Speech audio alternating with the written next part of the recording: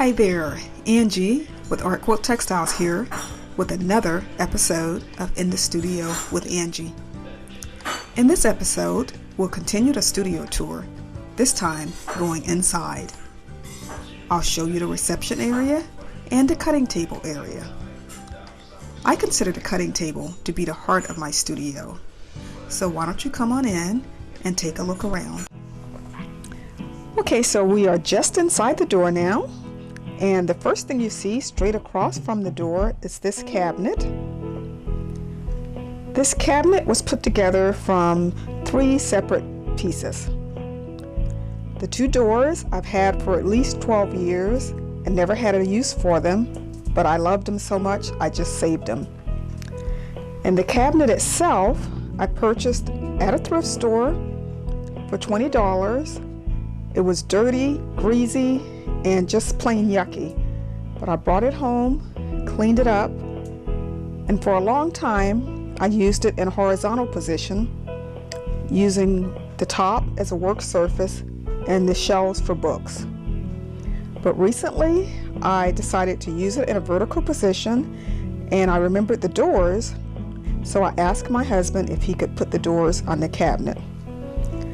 The only problem, the cabinet was about a foot too short, and the opening was too wide. So he extended the cabinet for me, narrowed the opening, and installed the doors. And I just love it. I think it's a great piece. On the side of the cabinet, I like to use every inch of space in my studio. So on the side, I added a little shelf, and that plant was living at one time, but I think it's just about dead. And above there, excuse the light there, but I have some of my certificates, my retirement certificates from the Air Force. And these doors lead to a small bathroom and another entrance or exit from the studio. Just around from that, I use this little slice of wall as a little mini office. I've got a bulletin board and this partial shutter that I use to file papers. Here's a longer view of that. And next to that is a wood column that my husband built to hide the exposed plumbing pipes from the apartment upstairs. On the side of that, I have a 2-drawer lateral file cabinet with a multi-drawer unit that was probably holding parts at one time, and just some pretties on top, some of my fabric.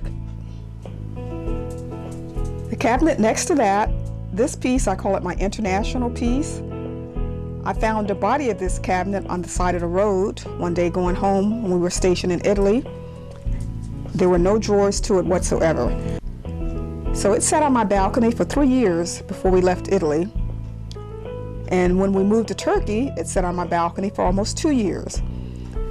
And right before we left, I found a cabinet maker to make me some drawers. So this is my international piece, and I love having it here in my studio.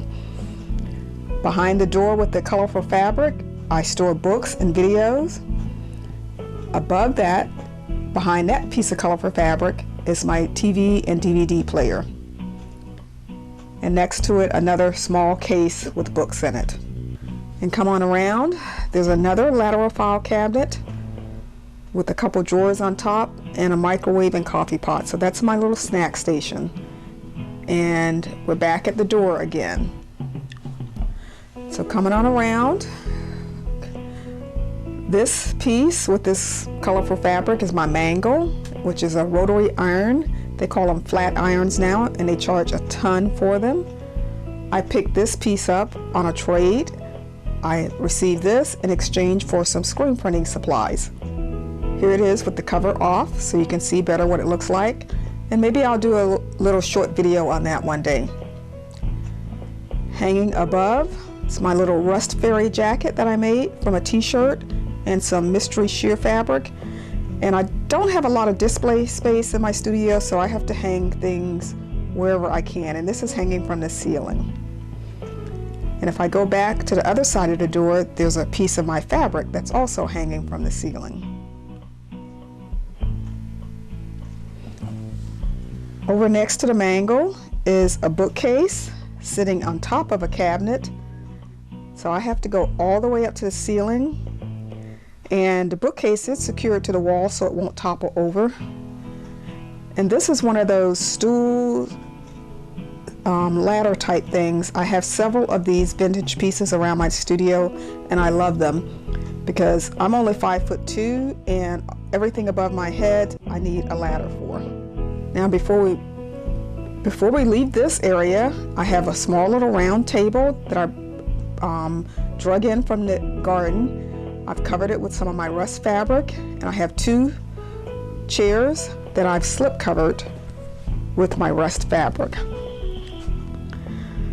For a centerpiece, I decided to use this little bowl of fabric scraps, and there's my iPad and the ever-present cup of coffee. So this takes care of bay number 1. Remember, my studio is in a 3-car garage, so this is bay number 1. Now let's take a look at bay number 2. Before we get into bay number 2, I wanted to go back to this cabinet and show you this column. A friend of mine that was closing his vintage store passed that on to me. And there's my ever-present buddy, BJ the dog. The main feature in bay number 2 is my table. I call it the everything table because I do everything on it. It's almost 6 feet wide by 12 feet long. And there's the ugly support pole for the apartment upstairs. Wish I could get rid of it, but probably not a wise idea. So my table on the bottom, I've skirted the bottom because I don't like a lot of visual clutter, and it just hides everything that I store underneath it. At the head of the table, or I guess you could call the head, this is at the garage door entrance to the table. I've hung up some of my rust pieces of fabric. And hanging from the main support beam over the table, I've hung another piece of my fabric. As I said, I have to make use of all the space, and hanging it up there, I get to see it, but it's not in my way, being only 5'2". Down at the foot of the table, I have these 2 wardrobes that I purchased from IKEA. That provides the bulk of the storage in my studio. And above it, I have some shelves or some cabinets that I actually purchased at Habitat. They just fit perfectly on top, and that's for more book storage. In the closed cabinets, I store my thread that I use for general purpose sewing. And this wall is, well, you can see the column there, so that lets you know what this wall is in the room. I have a design board and another little small board. And this cabinet I just recently purchased at Habitat is actually a credenza that fits on top of a desk. I needed something that wasn't too deep for this space, and I found this. Not exactly the prettiest thing, but it functions very well. Behind the doors, more books. I did add a shelf there in the middle, down at the bottom, so I could store magazines. And below that, I have some suitcases and briefcases that store various items. And the last thing I want to show you in this area is at the foot of the table, I have another one of those ladder stool type things and another little bar stool. I like to have pieces that are tall that I can sit at the table and work.